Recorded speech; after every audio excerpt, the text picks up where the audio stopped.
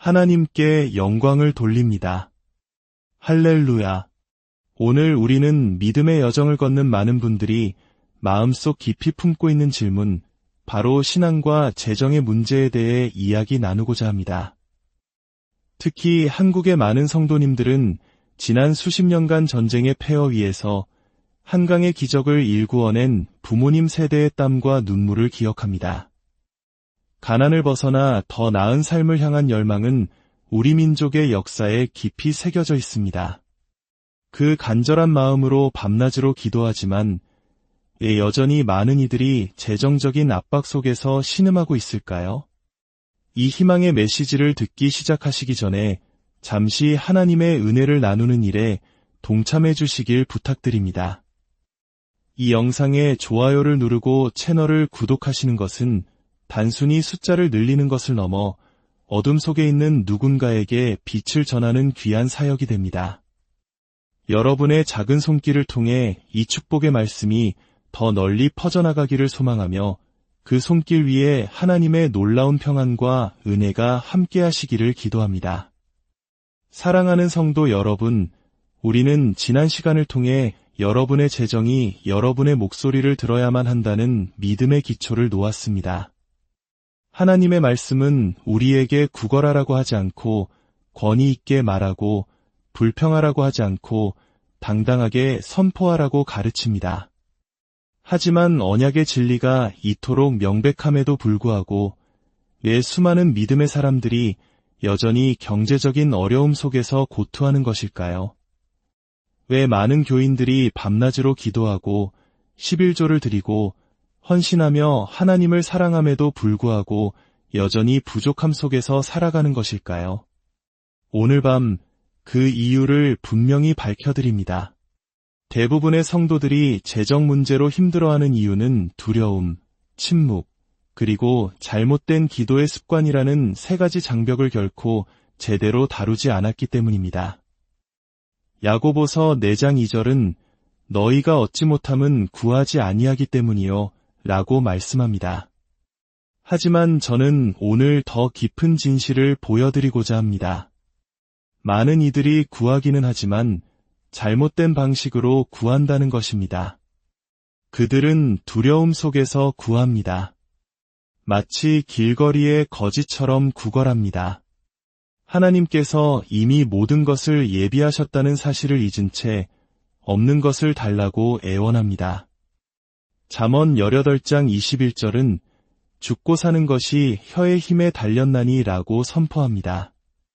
많은 사람들이 입술로는 축복을 구하는 기도를 드리지만 기도가 끝나자마자 자신의 일상적인 말로 그 기도를 취소해버립니다. 그들은 주님, 저를 축복해 주십시오라고 기도한 뒤 돌아서서 친구에게는 이번 달을 어떻게 버텨야 할지 모르겠어 라고 한숨을 쉽니다. 주님, 채워주십시오라고 간구하고는 상황은 점점 더 나빠지고 있어 라고 절망합니다. 사랑하는 여러분, 이것이 바로 이중적인 언어, 즉 두 마음을 품는 것입니다. 기도할 때는 믿음을 보이지만 대화할 때는 두려움을 드러내는 것입니다. 그리고 일상 대화 속의 두려움은 기도 속의 믿음을 목 졸라 죽입니다. 저는 예전에 한 남성을 만난 적이 있습니다. 그는 제게 말했습니다. 목사님, 저는 11조도 드리고 헌금도 하고 기도도 하는데 아무것도 변하지 않습니다. 제가 그에게 물었습니다. 청구서가 날아올 때 형제님은 뭐라고 말씀하십니까? 그는 고개를 숙이며 시인했습니다. 저는 항상 이 빚을 절대 다 갚지 못할 거야. 이건 너무 벅차라고 말합니다. 제가 말했습니다. 바로 그것이 문제입니다. 형제님의 부정적인 선포가 형제님의 기도를 무효로 만들고 있는 겁니다. 한 손으로는 믿음의 씨앗을 심고 다른 한 손으로는 그 씨앗을 파내고 있는 것과 같습니다. 당신의 혀를 당신의 기도와 일치시켜야 합니다. 하나님께 도움을 구걸하면서 동시에 당신 자신의 추수를 저주해서는 안 됩니다. 그는 집으로 돌아가 자신의 언어를 바꾸기 시작했습니다. 불평하는 대신 선포하기 시작했습니다. 몇 달 후 그는 눈물로 간증했습니다. 닫혔던 문들이 열리고 재정이 늘어나기 시작했습니다.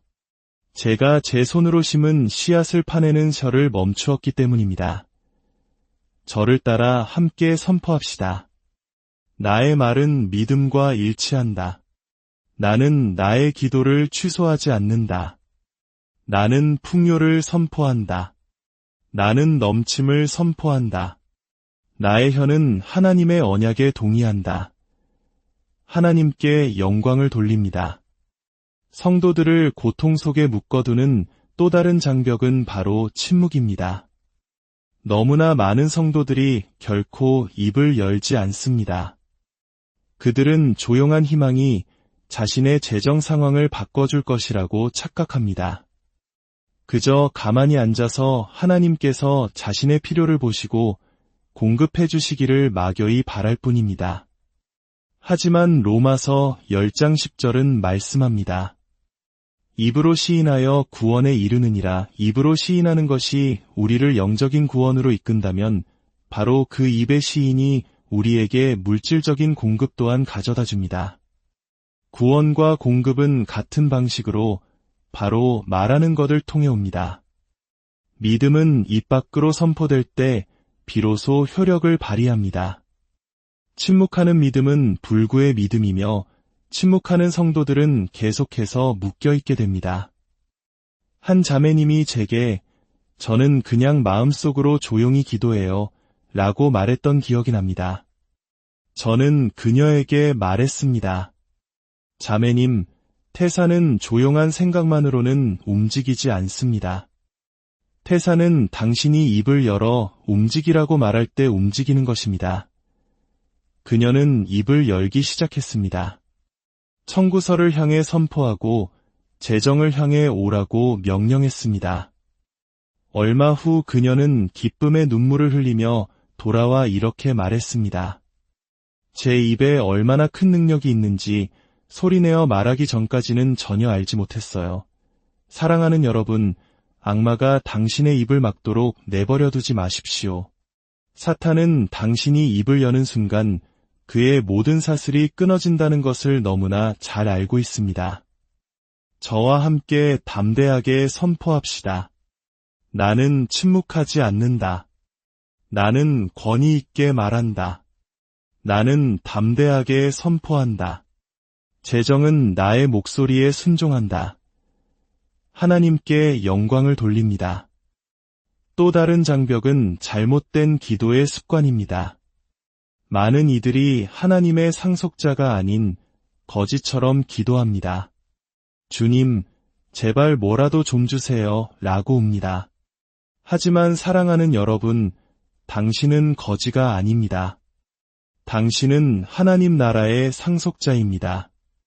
당신은 사랑받는 자녀이며 의로운 자이며 구속받은 자입니다. 갈라디아서 4장 7절은 말씀합니다.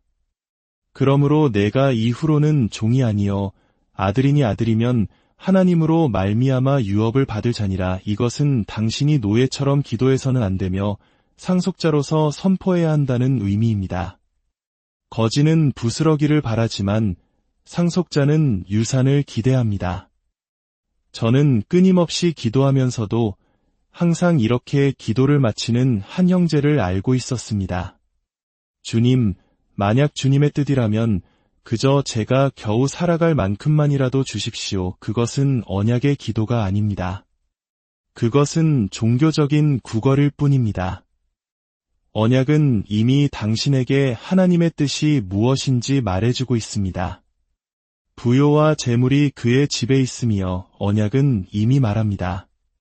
모든 일에 항상 모든 것이 넉넉하여 모든 착한 일을 넘치게 하게 하려 하심이라. 언약은 이미 말합니다. 내가 꾸어줄지라도 너는 꾸지 아니할 것이요.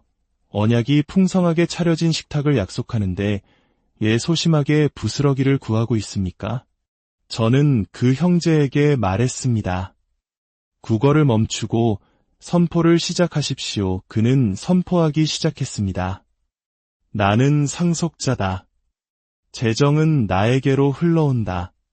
넘치는 축복은 나의 것이다. 그리고 놀라운 간증들이 그를 따르기 시작했습니다. 잘못된 기도의 습관은 당신을 가난하게 묶어두지만 올바른 선포는 풍요를 풀어놓습니다. 지금 바로 선포하십시오. 나는 거지가 아니다. 나는 상속자다.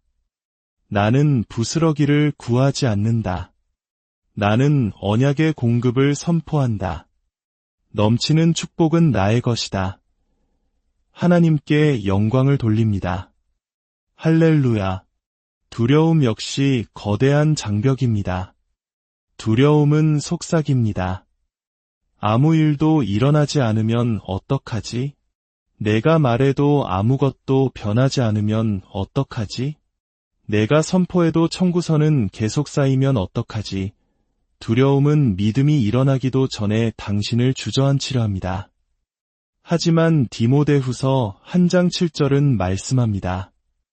하나님이 우리에게 주신 것은 두려워하는 마음이 아니요 오직 능력과 사랑과 절제하는 마음이니 이는 두려움이 당신의 유업이 아님을 의미합니다. 능력과 사랑과 온전한 마음이 당신의 것입니다. 그리고 당신이 믿음으로 입을 열 때 두려움은 무릎 꿇어야만 합니다. 오늘 밤 우리를 묶고 있던 이 모든 장벽들이 드러나고 무너졌습니다.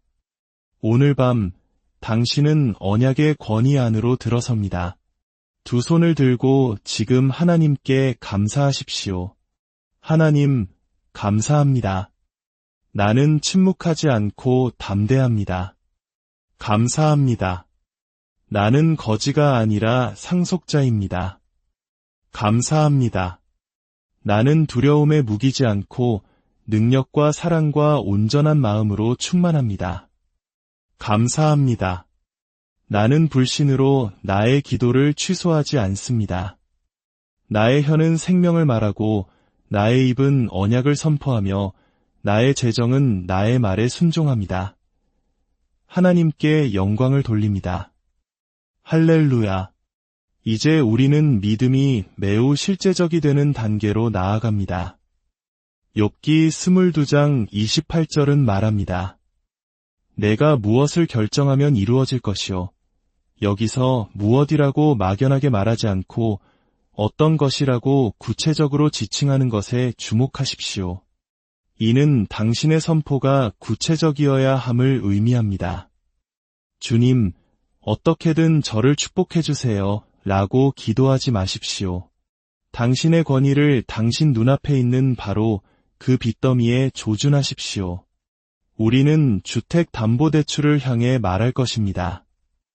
학자금 대출과 사업대출을 향해 말할 것입니다. 신용카드 빚과 병원비를 향해 말할 것입니다. 오늘 밤 우리는 이 문제들을 하나씩 직면하고 그것들이 언약 앞에서 무릎 꿇도록 명령할 것입니다. 첫째, 주택담보대출입니다. 한국의 많은 가정에게 이것은 가장 큰 족쇄입니다. 치솟는 집값 속에서 내 집 마련의 꿈은 수십 년간의 빚이라는 현실 앞에 좌절되곤 합니다. 하지만 시편 24편 1절은 땅과 거기에 충만한 것이 다 여호와의 것이로다 라고 선포합니다. 당신의 집도 포함해서 말입니다. 신명기는 너는 꾸지 아니할 것이라고 약속합니다. 이는 언약의 유업이 속박이 아닌 소유임을 의미합니다. 저와 함께 선포하십시오. 하나님, 감사합니다. 이 집은 당신의 것입니다.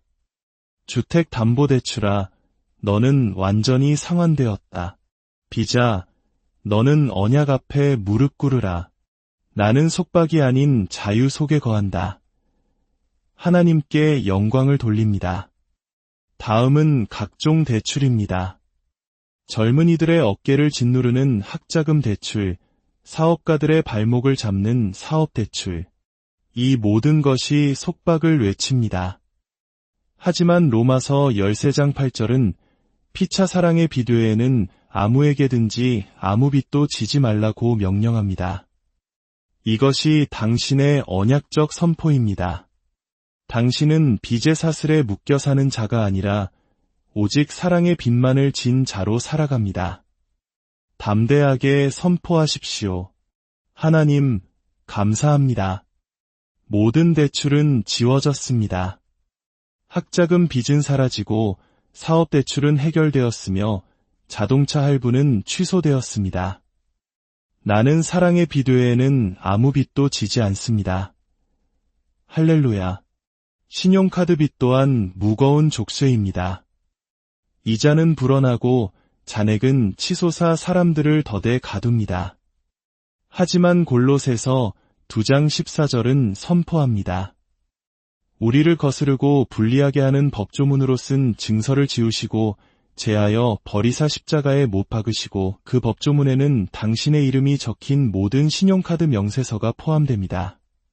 당신이 선포할 때 당신은 원수의 기록을 지우고 언약의 법을 집행하는 것입니다. 지금 바로 선포하십시오. 신용카드 빚아, 너는 지워졌다. 잔액은 줄어들고 이자는 사라지며 명세서는 취소되었다. 십자가가 나를 자유롭게 하셨다. 하나님께 영광을 돌립니다. 그리고 질병과 슬픔에 묶여 있어 가장 고통스러운 병원비가 있습니다.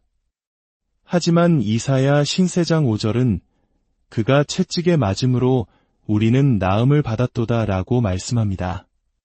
치유가 당신의 것이라면 질병에 묶인 빚은 법적인 권리가 없습니다. 치유는 질병을 취소하고 언약은 그 빚을 취소합니다. 저와 함께 선포하십시오. 병원비는 해결되었다. 치유가 나의 것이며 공급이 나의 것이다. 자유가 나의 것이며 넘치는 축복이 나의 것이다. 이제 주의 깊게 들으십시오. 당신의 빚을 향해 말할 때 영분에서 멈추지 마십시오. 너무 많은 사람들이 빚이 사라지면 그것으로 끝이라고 생각하는 실수를 저지릅니다. 하지만 우리 하나님은 겨우 충분한 하나님이 아니십니다. 그분은 차고 넘치는 하나님이십니다. 열왕기하 4장의 과부의 기름 이야기는 우리에게 놀라운 진리를 보여줍니다. 선지자는 말했습니다. 가서 기름을 팔아 빚을 갚고 남은 것으로 너와 내 아들들이 생활하라. 들으셨습니까? 빚을 갚고 남은 것으로 생활하라. 하나님께 영광을 돌립니다. 이는 하나님께서 단지 빚을 취소하시는 데서 그치지 않고 재산을 불려주신다는 의미입니다. 그분은 지우는 데서 멈추지 않고 넘치게 하십니다. 담대하게 선포하십시오. 나는 나의 빚이 청산되었음을 선포하며 남은 것으로 풍요롭게 살아간다. 나는 잉여를 선포한다. 나는 창고가 가득 참을 선포한다. 나는 나의 잔이 넘침을 선포한다. 지금 넘치는 축복을 선포한다. 그리고 잊지 마십시오. 감사가 선포를 완성합니다. 빌립보서 4장 6절은 너희 구할 것을 감사함으로 하나님께 아뢰라고 말씀합니다. 목소리를 높여 감사하십시오. 하나님, 주택담보대출이 상환됨을 감사합니다. 대출이 지워짐을 감사합니다. 신용카드 빚이 취소됨을 감사합니다. 병원비가 해결됨을 감사합니다. 내 모든 빚이 사라지고 넘치는 축복이 나의 것임을 감사합니다. 하나님께 영광을 돌립니다. 그것은 이루어졌습니다. 사랑하는 여러분, 하나님은 결코 영분에서 멈추지 않으십니다. 그분은 텅 빈 상태에서 멈추지 않으십니다. 겨우 충분한 것에서 멈추지 않으십니다. 언약은 생존이 아니라 풍요입니다. 약속은 겨우 버티는 것이 아니라 넘쳐 흐르는 것입니다. 요한복음 10장 10절은 말씀합니다. 내가 온 것은 양으로 생명을 얻게 하고 더 풍성히 얻게 하려는 것이라. 더 풍성히. 졸졸 흐르는 시냇물이 아니라, 조름방울이 아니라 겨우 버티는 것이 아니라 더 풍성히. 이것이 언약의 언어이며 언약의 정체성입니다. 잠언 3장 10절은 말합니다. 그리하면 내 창고가 가득히 차고 내 포도즙 틀에 새 포도즙이 넘치리라. 이것은 단순히 빚에서의 자유가 아닙니다. 이것은 창고가 가득 차는 것입니다. 포도즙 틀이 터져나가는 것입니다. 이것이 넘치는 삶입니다. 시편 23편 5절은 동일한 그림을 그립니다. 주께서 내 원수의 목전에서 내게 상을 차려주시고 기름을 내 머리에 부으셨으니 내 잔이 넘치나이다. 할렐루야. 내 잔이 넘치나이다. 반만 채워진 것도 겨우 충분한 것도 아닌 넘쳐 흐르는 것. 이것이 언약의 비전이며 풍요의 약속입니다. 더 나아가 하나님의 넘치는 축복은 단지 당신만을 위한 것이 아닙니다. 그것은 모든 선한 일을 위한 것입니다. 고린도후서 9장 8절은 말씀합니다.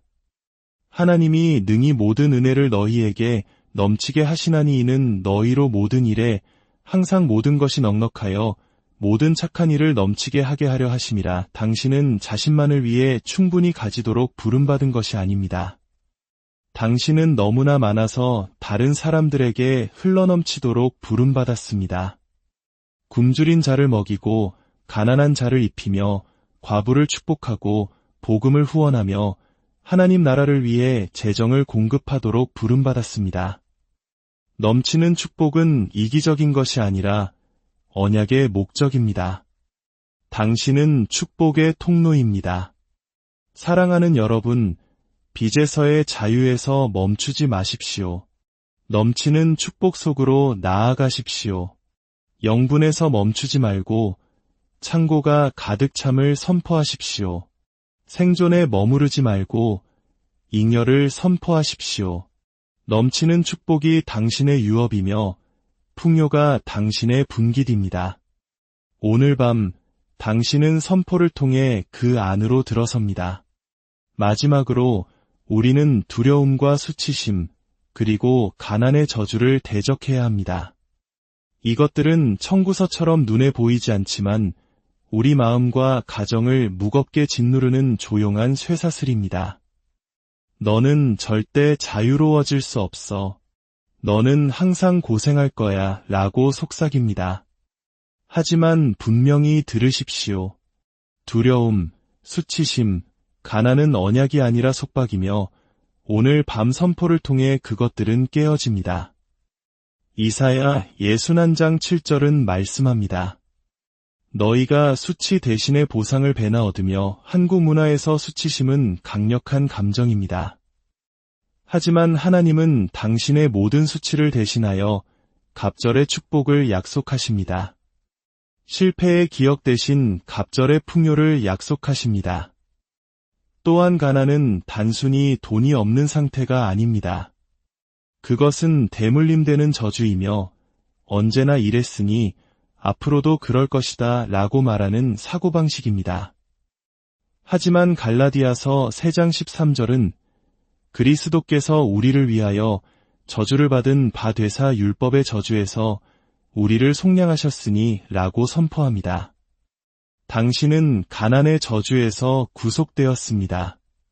당신은 저주받은 자가 아니라 아브라함의 복을 받은 자입니다.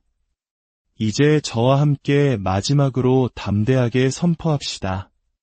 나는 두려움의 영을 받지 않았다. 나는 자유와 믿음과 언약의 공급 안에서 걷는다. 나의 모든 수치를 대신하여 나는 갑절의 축복을 받는다. 나의 혼란을 대신하여 나는 기쁨을 받는다. 나의 과거를 대신하여 나는 증가함을 받는다. 그리스도께서 나를 가난의 저주에서 속량하셨으므로 아브라함의 복이 나의 것이다. 나의 창고는 가득 차고 나의 잔은 넘치며 나는 모든 선한 일을 넘치게 하는 축복의 통로가 된다. 예수 그리스도의 이름으로 선포하노라. 아멘. 사랑하는 성도 여러분, 이 믿음의 선포가 당신의 삶 가운데 현실이 되기를 축복합니다. 당신의 입술의 고백을 통해 하늘의 문이 열리고 당신의 삶에 하나님의 풍요가 강물처럼 흘러넘치기를 하나님께 영광을 돌립니다. 할렐루야. 오늘 우리는 믿음의 여정을 걷는 많은 분들이 마음속 깊이 품고 있는 질문, 바로 신앙과 재정의 문제에 대해 이야기 나누고자 합니다. 특히 한국의 많은 성도님들은 지난 수십 년간 전쟁의 폐허 위에서 한강의 기적을 일구어낸 부모님 세대의 땀과 눈물을 기억합니다. 가난을 벗어나 더 나은 삶을 향한 열망은 우리 민족의 역사에 깊이 새겨져 있습니다. 그 간절한 마음으로 밤낮으로 기도하지만 여전히 많은 이들이 재정적인 압박 속에서 신음하고 있을까요? 이 희망의 메시지를 듣기 시작하시기 전에 잠시 하나님의 은혜를 나누는 일에 동참해 주시길 부탁드립니다. 이 영상에 좋아요를 누르고 채널을 구독하시는 것은 단순히 숫자를 늘리는 것을 넘어 어둠 속에 있는 누군가에게 빛을 전하는 귀한 사역이 됩니다. 여러분의 작은 손길을 통해 이 축복의 말씀이 더 널리 퍼져나가기를 소망하며 그 손길 위에 하나님의 놀라운 평안과 은혜가 함께하시기를 기도합니다. 사랑하는 성도 여러분, 우리는 지난 시간을 통해 여러분의 재정이 여러분의 목소리를 들어야만 한다는 믿음의 기초를 놓았습니다. 하나님의 말씀은 우리에게 구걸하라고 하지 않고 권위 있게 말하고 불평하라고 하지 않고 당당하게 선포하라고 가르칩니다. 하지만 언약의 진리가 이토록 명백함에도 불구하고 왜 수많은 믿음의 사람들이 여전히 경제적인 어려움 속에서 고투하는 것일까요? 왜 많은 교인들이 밤낮으로 기도하고 11조를 드리고 헌신하며 하나님을 사랑함에도 불구하고 여전히 부족함 속에서 살아가는 것일까요? 오늘 밤 그 이유를 분명히 밝혀드립니다. 대부분의 성도들이 재정 문제로 힘들어하는 이유는 두려움, 침묵, 그리고 잘못된 기도의 습관이라는 세 가지 장벽을 결코 제대로 다루지 않았기 때문입니다. 야고보서 4장 2절은 너희가 얻지 못함은 구하지 아니하기 때문이요 라고 말씀합니다. 하지만 저는 오늘 더 깊은 진실을 보여드리고자 합니다. 많은 이들이 구하기는 하지만 잘못된 방식으로 구한다는 것입니다. 그들은 두려움 속에서 구합니다. 마치 길거리의 거지처럼 구걸합니다. 하나님께서 이미 모든 것을 예비하셨다는 사실을 잊은 채 없는 것을 달라고 애원합니다. 잠언 18장 21절은 죽고 사는 것이 혀의 힘에 달렸나니 라고 선포합니다. 많은 사람들이 입술로는 축복을 구하는 기도를 드리지만 기도가 끝나자마자 자신의 일상적인 말로 그 기도를 취소해버립니다. 그들은 주님, 저를 축복해 주십시오라고 기도한 뒤 돌아서서 친구에게는 이번 달을 어떻게 버텨야 할지 모르겠어 라고 한숨을 쉽니다. 주님, 채워주십시오라고 간구하고는 상황은 점점 더 나빠지고 있어 라고 절망합니다. 사랑하는 여러분, 이것이 바로 이중적인 언어, 즉 두 마음을 품는 것입니다. 기도할 때는 믿음을 보이지만 대화할 때는 두려움을 드러내는 것입니다. 그리고 일상 대화 속의 두려움은 기도 속의 믿음을 목 졸라 죽입니다. 저는 예전에 한 남성을 만난 적이 있습니다. 그는 제게 말했습니다. 목사님, 저는 11조도 드리고 헌금도 하고 기도도 하는데 아무것도 변하지 않습니다. 제가 그에게 물었습니다.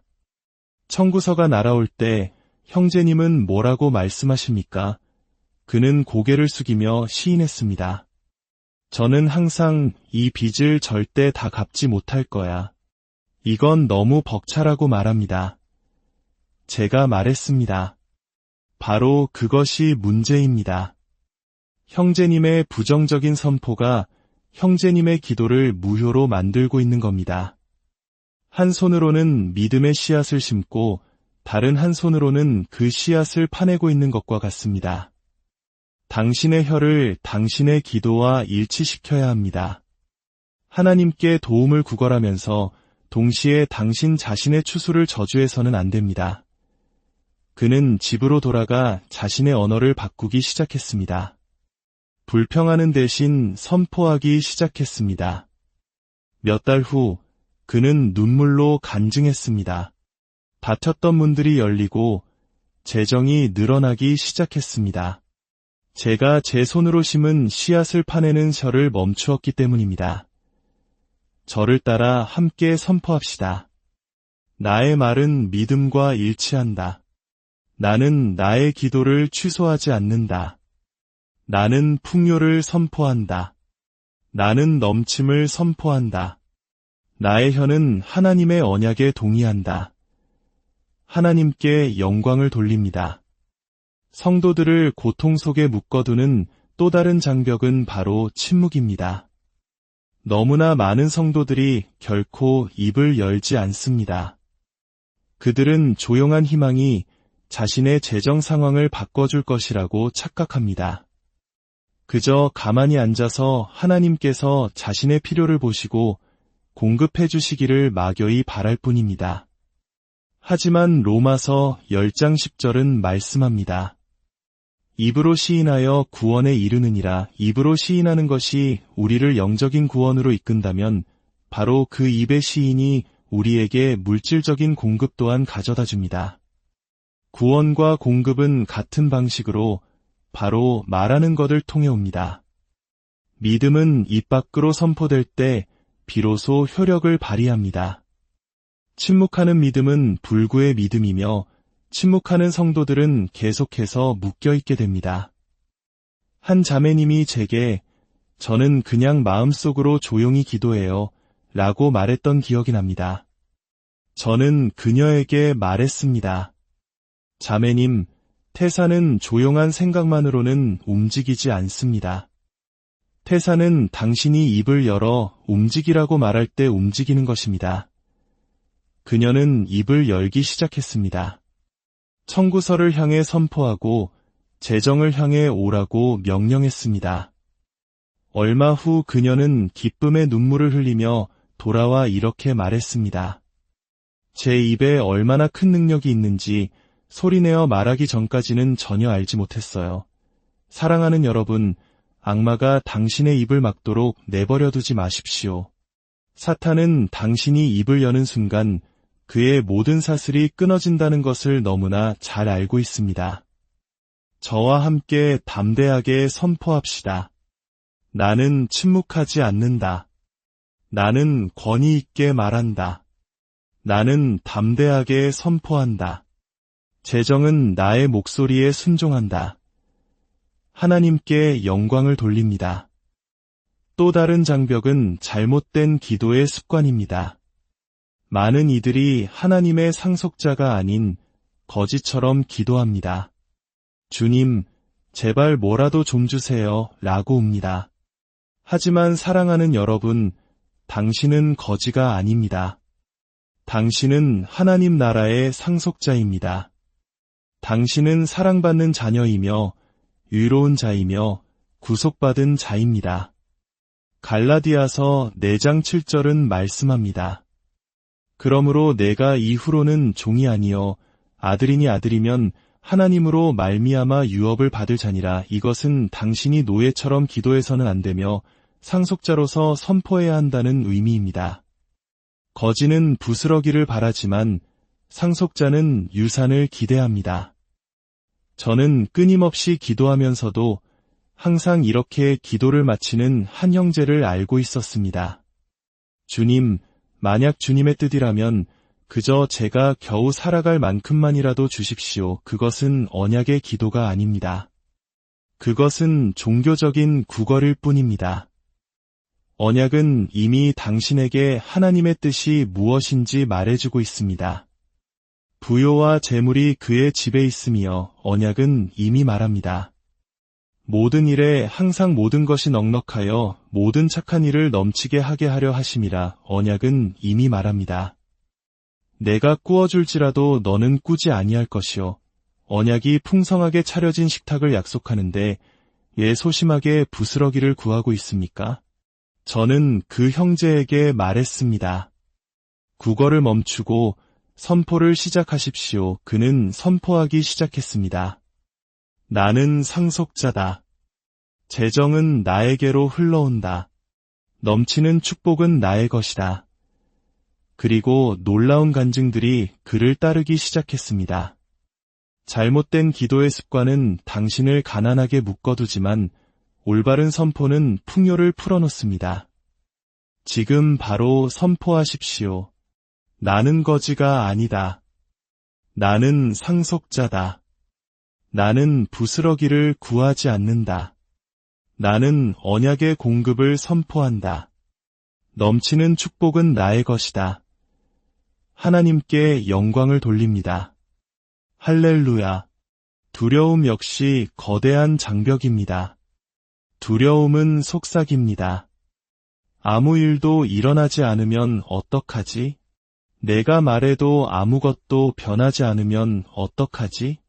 내가 선포해도 청구서는 계속 쌓이면 어떡하지? 두려움은 믿음이 일어나기도 전에 당신을 주저앉히려 합니다. 하지만 디모데후서 1장 7절은 말씀합니다. 하나님이 우리에게 주신 것은 두려워하는 마음이 아니요 오직 능력과 사랑과 절제하는 마음이니 이는 두려움이 당신의 유업이 아님을 의미합니다. 능력과 사랑과 온전한 마음이 당신의 것입니다. 그리고 당신이 믿음으로 입을 열 때 두려움은 무릎 꿇어야만 합니다. 오늘 밤 우리를 묶고 있던 이 모든 장벽들이 드러나고 무너졌습니다. 오늘 밤 당신은 언약의 권위 안으로 들어섭니다. 두 손을 들고 지금 하나님께 감사하십시오. 하나님, 감사합니다. 나는 침묵하지 않고 담대합니다. 감사합니다. 나는 거지가 아니라 상속자입니다. 감사합니다. 나는 두려움에 무기지 않고 능력과 사랑과 온전한 마음으로 충만합니다. 감사합니다. 나는 불신으로 나의 기도를 취소하지 않습니다. 나의 혀는 생명을 말하고 나의 입은 언약을 선포하며 나의 재정은 나의 말에 순종합니다. 하나님께 영광을 돌립니다. 할렐루야. 이제 우리는 믿음이 매우 실제적이 되는 단계로 나아갑니다. 욥기 22장 28절은 말합니다. 내가 무엇을 결정하면 이루어질 것이요. 여기서 무엇이라고 막연하게 말하지 않고 어떤 것이라고 구체적으로 지칭하는 것에 주목하십시오.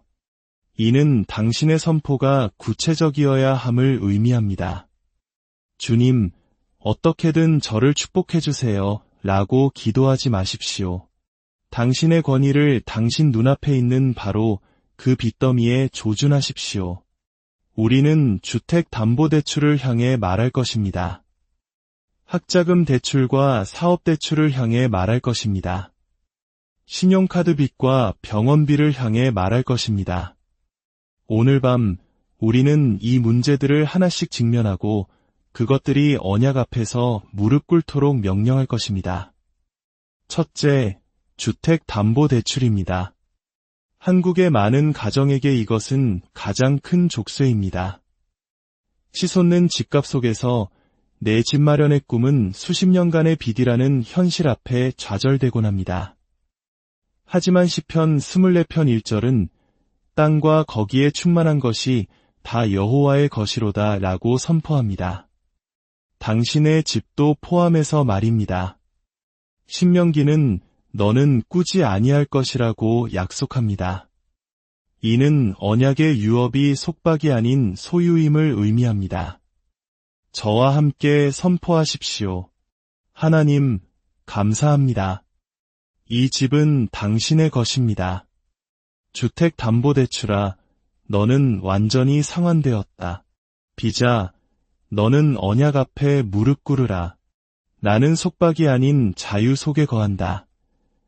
하나님께 영광을 돌립니다. 다음은 각종 대출입니다. 젊은이들의 어깨를 짓누르는 학자금 대출, 사업가들의 발목을 잡는 사업대출, 이 모든 것이 속박을 외칩니다. 하지만 로마서 13장 8절은 피차 사랑의 비례에는 아무에게든지 아무 빚도 지지 말라고 명령합니다. 이것이 당신의 언약적 선포입니다. 당신은 빚의 사슬에 묶여 사는 자가 아니라 오직 사랑의 빚만을 진 자로 살아갑니다. 담대하게 선포하십시오. 하나님, 감사합니다. 모든 대출은 지워졌습니다. 학자금 빚은 사라지고 사업 대출은 해결되었으며 자동차 할부는 취소되었습니다. 나는 사랑의 빚 외에는 아무 빚도 지지 않습니다. 할렐루야. 신용카드 빚 또한 무거운 족쇄입니다. 이자는 불어나고 잔액은 치솟아 사람들을 더대 가둡니다. 하지만 골로새서 2장 14절은 선포합니다. 우리를 거스르고 불리하게 하는 법조문으로 쓴 증서를 지우시고 제하여 버리사 십자가에 못 박으시고 그 법조문에는 당신의 이름이 적힌 모든 신용카드 명세서가 포함됩니다. 당신이 선포할 때 당신은 원수의 기록을 지우고 언약의 법을 집행하는 것입니다. 지금 바로 선포하십시오. 신용카드 빚아, 너는 지워졌다. 잔액은 줄어들고 이자는 사라지며 명세서는 취소되었다. 십자가가 나를 자유롭게 하셨다. 하나님께 영광을 돌립니다. 그리고 질병과 슬픔에 묶여 있어 가장 고통스러운 병원비가 있습니다. 하지만 이사야 신세장 5절은 그가 채찍에 맞음으로 우리는 나음을 받았도다 라고 말씀합니다. 치유가 당신의 것이라면 질병에 묶인 빚은 법적인 권리가 없습니다. 치유는 질병을 취소하고 언약은 그 빚을 취소합니다. 저와 함께 선포하십시오. 병원비는 해결되었다. 치유가 나의 것이며 공급이 나의 것이다. 자유가 나의 것이며 넘치는 축복이 나의 것이다. 이제 주의 깊게 들으십시오. 당신의 빚을 향해 말할 때 영분에서 멈추지 마십시오. 너무 많은 사람들이 빚이 사라지면 그것으로 끝이라고 생각하는 실수를 저지릅니다. 하지만 우리 하나님은 겨우 충분한 하나님이 아니십니다. 그분은 차고 넘치는 하나님이십니다. 열왕기하 4장의 과부의 기름 이야기는 우리에게 놀라운 진리를 보여줍니다. 선지자는 말했습니다. 가서 기름을 팔아 빚을 갚고 남은 것으로 너와 내 아들들이 생활하라. 들으셨습니까? 빚을 갚고 남은 것으로 생활하라. 하나님께 영광을 돌립니다. 이는 하나님께서 단지 빚을 취소하시는 데서 그치지 않고 재산을 불려주신다는 의미입니다. 그분은 지우는 데서 멈추지 않고 넘치게 하십니다. 담대하게 선포하십시오. 나는 나의 빚이 청산되었음을 선포하며 남은 것으로 풍요롭게 살아간다. 나는 잉여를 선포한다. 나는 창고가 가득 참을 선포한다. 나는 나의 잔이 넘침을 선포한다. 지금 넘치는 축복을 선포한다. 그리고 잊지 마십시오. 감사가 선포를 완성합니다. 빌립보서 4장 6절은 너희 구할 것을 감사함으로 하나님께 아뢰라고 말씀합니다. 목소리를 높여 감사하십시오. 하나님, 주택담보대출이 상환됨을 감사합니다. 대출이 지워짐을 감사합니다. 신용카드 빚이 취소됨을 감사합니다.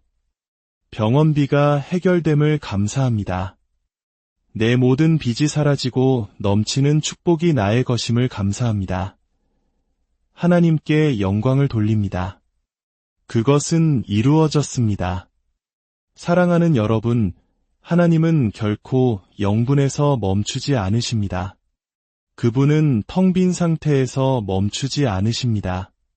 겨우 충분한 것에서 멈추지 않으십니다. 언약은 생존이 아니라 풍요입니다. 약속은 겨우 버티는 것이 아니라 넘쳐 흐르는 것입니다. 요한복음 10장 10절은 말씀합니다. 내가 온 것은 양으로 생명을 얻게 하고 더 풍성히 얻게 하려는 것이라. 더 풍성히. 졸졸 흐르는 시냇물이 아니라, 졸음방울이 아니라, 겨우 버티는 것이 아니라 더 풍성히. 이것이 언약의 언어이며 언약의 정체성입니다. 잠언 3장 10절은 말합니다. 그리하면 내 창고가 가득히 차고 내 포도즙 틀에 새 포도즙이 넘치리라. 이것은 단순히 빚에서의 자유가 아닙니다. 이것은 창고가 가득 차는 것입니다. 포도즙 틀이 터져나가는 것입니다. 이것이 넘치는 삶입니다. 시편 23편 5절은 동일한 그림을 그립니다. 주께서 내 원수의 목전에서 내게 상을 차려주시고 기름을 내 머리에 부으셨으니 내 잔이 넘치나이다. 할렐루야. 내 잔이 넘치나이다. 반만 채워진 것도 겨우 충분한 것도 아닌 넘쳐 흐르는 것. 이것이 언약의 비전이며 풍요의 약속입니다. 더 나아가 하나님의 넘치는 축복은 단지 당신만을 위한 것이 아닙니다. 그것은 모든 선한 일을 위한 것입니다. 고린도후서 9장 8절은 말씀합니다. 하나님이 능히 모든 은혜를 너희에게 넘치게 하시나니 이는 너희로 모든 일에 항상 모든 것이 넉넉하여 모든 착한 일을 넘치게 하게 하려 하심이라. 당신은 자신만을 위해 충분히 가지도록 부름받은 것이 아닙니다. 당신은 너무나 많아서 다른 사람들에게 흘러넘치도록 부름받았습니다. 굶주린 자를 먹이고 가난한 자를 입히며 과부를 축복하고 복음을 후원하며 하나님 나라를 위해 재정을 공급하도록 부름받았습니다. 넘치는 축복은 이기적인 것이 아니라 언약의 목적입니다. 당신은 축복의 통로입니다. 사랑하는 여러분, 빚에서의 자유에서 멈추지 마십시오. 넘치는 축복 속으로 나아가십시오. 영분에서 멈추지 말고 창고가 가득 참을 선포하십시오. 생존에 머무르지 말고 잉여를 선포하십시오. 넘치는 축복이 당신의 유업이며 풍요가 당신의 분깃입니다. 오늘 밤 당신은 선포를 통해 그 안으로 들어섭니다. 마지막으로 우리는 두려움과 수치심 그리고 가난의 저주를 대적해야 합니다. 이것들은 청구서처럼 눈에 보이지 않지만 우리 마음과 가정을 무겁게 짓누르는 조용한 쇠사슬입니다. 너는 절대 자유로워질 수 없어. 너는 항상 고생할 거야 라고 속삭입니다. 하지만 분명히 들으십시오. 두려움, 수치심, 가난은 언약이 아니라 속박이며 오늘 밤 선포를 통해 그것들은 깨어집니다. 이사야 61장 7절은 말씀합니다. 너희가 수치 대신에 보상을 배나 얻으며 한국 문화에서 수치심은 강력한 감정입니다. 하지만 하나님은 당신의 모든 수치를 대신하여 갑절의 축복을 약속하십니다. 실패의 기억 대신 갑절의 풍요를 약속하십니다. 또한 가난은 단순히 돈이 없는 상태가 아닙니다.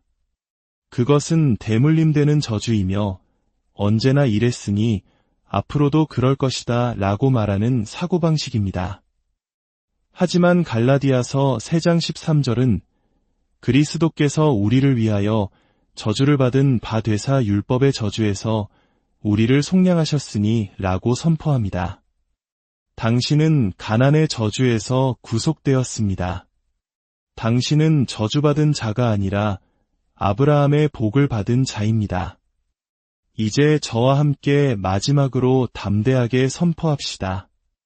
나는 두려움의 영을 받지 않았다. 나는 자유와 믿음과 언약의 공급 안에서 걷는다.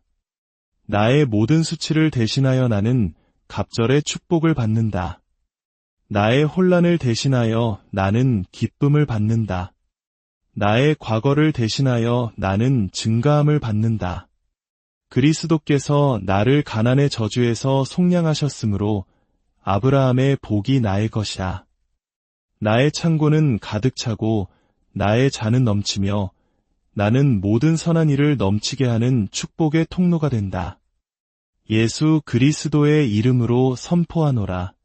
아멘. 사랑하는 성도 여러분, 이 믿음의 선포가 당신의 삶 가운데 현실이 되기를 축복합니다. 당신의 입술의 고백을 통해 하늘의 문이 열리고 당신의 삶에 하나님의 풍요가 강물처럼 흘러넘치기를 기도합니다. 하나님께 영광을 돌립니다. 할렐루야. 오늘 우리는 믿음의 여정을 걷는 많은 분들이 마음속 깊이 품고 있는 질문, 바로 신앙과 재정의 문제에 대해 이야기 나누고자 합니다. 특히 한국의 많은 성도님들은 지난 수십 년간 전쟁의 폐허 위에서 한강의 기적을 일구어낸 부모님 세대의 땀과 눈물을 기억합니다. 가난을 벗어나 더 나은 삶을 향한 열망은 우리 민족의 역사에 깊이 새겨져 있습니다. 그 간절한 마음으로 밤낮으로 기도하지만 여전히 많은 이들이 재정적인 압박 속에서 신음하고 있을까요?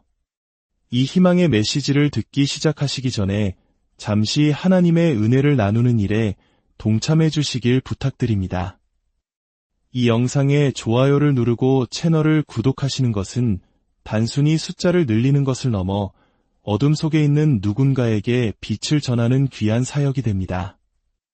여러분의 작은 손길을 통해 이 축복의 말씀이 더 널리 퍼져나가기를 소망하며 그 손길 위에 하나님의 놀라운 평안과 은혜가 함께하시기를 기도합니다. 사랑하는 성도 여러분, 우리는 지난 시간을 통해 여러분의 재정이 여러분의 목소리를 들어야만 한다는 믿음의 기초를 놓았습니다. 하나님의 말씀은 우리에게 구걸하라고 하지 않고 권위 있게 말하고 불평하라고 하지 않고 당당하게 선포하라고 가르칩니다. 하지만 언약의 진리가 이토록 명백함에도 불구하고 왜 수많은 믿음의 사람들이 여전히 경제적인 어려움 속에서 고투하는 것일까요? 왜 많은 교인들이 밤낮으로 기도하고 11조를 드리고 헌신하며 하나님을 사랑함에도 불구하고 여전히 부족함 속에서 살아가는 것일까요? 오늘 밤 그 이유를 분명히 밝혀드립니다. 대부분의 성도들이 재정 문제로 힘들어하는 이유는 두려움, 침묵, 그리고 잘못된 기도의 습관이라는 세 가지 장벽을 결코 제대로 다루지 않았기 때문입니다. 야고보서 4장 2절은 너희가 얻지 못함은 구하지 아니하기 때문이요 라고 말씀합니다. 하지만 저는 오늘 더 깊은 진실을 보여드리고자 합니다. 많은 이들이 구하기는 하지만 잘못된 방식으로 구한다는 것입니다. 그들은 두려움 속에서 구합니다. 마치 길거리의 거지처럼 구걸합니다. 하나님께서 이미 모든 것을 예비하셨다는 사실을 잊은 채 없는 것을 달라고 애원합니다. 잠언 18장 21절은 죽고 사는 것이 혀의 힘에 달렸나니 라고 선포합니다. 많은 사람들이 입술로는 축복을 구하는 기도를 드리지만 기도가 끝나자마자 자신의 일상적인 말로 그 기도를 취소해버립니다. 그들은 주님, 저를 축복해 주십시오라고 기도한 뒤 돌아서서 친구에게는 이번 달을 어떻게 버텨야 할지 모르겠어 라고 한숨을 쉽니다. 주님, 채워주십시오라고 간구하고는 상황은 점점 더 나빠지고 있어 라고 절망합니다. 사랑하는 여러분, 이것이 바로 이중적인 언어, 즉 두 마음을 품는 것입니다. 기도할 때는 믿음을 보이지만 대화할 때는 두려움을 드러내는 것입니다. 그리고 일상 대화 속의 두려움은 기도 속의 믿음을 목 졸라 죽입니다. 저는 예전에 한 남성을 만난 적이 있습니다. 그는 제게 말했습니다. 목사님, 저는 11조도 드리고 헌금도 하고 기도도 하는데 아무것도 변하지 않습니다. 제가 그에게 물었습니다. 청구서가 날아올 때 형제님은 뭐라고 말씀하십니까? 그는 고개를 숙이며 시인했습니다. 저는 항상 이 빚을 절대 다 갚지 못할 거야. 이건 너무 벅차라고 말합니다. 제가 말했습니다. 바로 그것이 문제입니다. 형제님의 부정적인 선포가 형제님의 기도를 무효로 만들고 있는 겁니다. 한 손으로는 믿음의 씨앗을 심고 다른 한 손으로는 그 씨앗을 파내고 있는 것과 같습니다. 당신의 혀를 당신의 기도와 일치시켜야 합니다. 하나님께 도움을 구걸하면서 동시에 당신 자신의 추수를 저주해서는 안 됩니다. 그는 집으로 돌아가 자신의 언어를 바꾸기 시작했습니다. 불평하는 대신 선포하기 시작했습니다. 몇 달 후 그는 눈물로 간증했습니다. 닫혔던 문들이 열리고 재정이 늘어나기 시작했습니다. 제가 제 손으로 심은 씨앗을 파내는 셔를 멈추었기 때문입니다. 저를 따라 함께 선포합시다. 나의 말은 믿음과 일치한다. 나는 나의 기도를 취소하지 않는다. 나는 풍요를 선포한다. 나는 넘침을 선포한다. 나의 혀는 하나님의 언약에 동의한다. 하나님께 영광을 돌립니다. 성도들을 고통 속에 묶어두는 또 다른 장벽은 바로 침묵입니다. 너무나 많은 성도들이 결코 입을 열지 않습니다. 그들은 조용한 희망이 자신의 재정 상황을 바꿔줄 것이라고 착각합니다. 그저 가만히 앉아서 하나님께서 자신의 필요를 보시고 공급해 주시기를 막연히 바랄 뿐입니다. 하지만 로마서 10장 10절은 말씀합니다. 입으로 시인하여 구원에 이르느니라. 입으로 시인하는 것이 우리를 영적인 구원으로 이끈다면 바로 그 입의 시인이 우리에게 물질적인 공급 또한 가져다 줍니다. 구원과 공급은 같은 방식으로 바로 말하는 것을 통해 옵니다. 믿음은 입 밖으로 선포될 때 비로소 효력을 발휘합니다. 침묵하는 믿음은 불구의 믿음이며 침묵하는 성도들은 계속해서 묶여있게 됩니다. 한 자매님이 제게 저는 그냥 마음속으로 조용히 기도해요 라고 말했던 기억이 납니다. 저는 그녀에게 말했습니다. 자매님, 태사는 조용한 생각만으로는 움직이지 않습니다. 태사는 당신이 입을 열어 움직이라고 말할 때 움직이는 것입니다. 그녀는 입을 열기 시작했습니다. 청구서를 향해 선포하고 재정을 향해 오라고 명령했습니다. 얼마 후 그녀는 기쁨의 눈물을 흘리며 돌아와 이렇게 말했습니다. 제 입에 얼마나 큰 능력이 있는지 소리내어 말하기 전까지는 전혀 알지 못했어요. 사랑하는 여러분, 악마가 당신의 입을 막도록 내버려두지 마십시오. 사탄은 당신이 입을 여는 순간 그의 모든 사슬이 끊어진다는 것을 너무나 잘 알고 있습니다. 저와 함께 담대하게 선포합시다. 나는 침묵하지 않는다. 나는 권위 있게 말한다. 나는 담대하게 선포한다. 재정은 나의 목소리에 순종한다. 하나님께 영광을 돌립니다. 또 다른 장벽은 잘못된 기도의 습관입니다. 많은 이들이 하나님의 상속자가 아닌 거지처럼 기도합니다. 주님, 제발 뭐라도 좀 주세요 라고 웁니다. 하지만 사랑하는 여러분, 당신은 거지가 아닙니다. 당신은 하나님 나라의 상속자입니다.